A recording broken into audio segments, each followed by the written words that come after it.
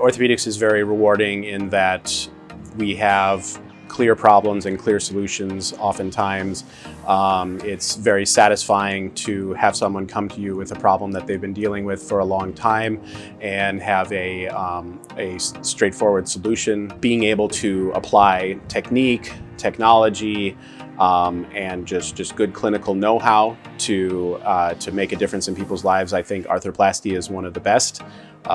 We do some immensely satisfying and tremendous surgeries in arthroplasty, and that ability to make those changes really attracted me. My wife and I always knew that we wanted to settle somewhere in Minnesota. I grew up near Minneapolis.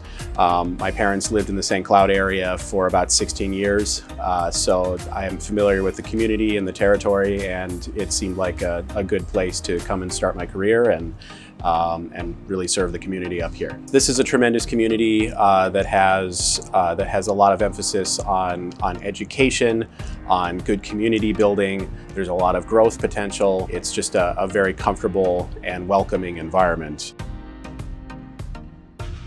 My approach is to try to understand what their goals are to solve, their problem, get back to normal life. Many of my patients their lives have accommodated to living in pain, and they want to move away from that being a constant in their life, and being able to get them in, find a treatment plan that's going to work for them, and then execute that treatment plan is immensely satisfying, and the difference that it makes, the epiphany that some people have. Seeing them immediately post-op and seeing the difference that we've already made is really just a tremendously good feeling.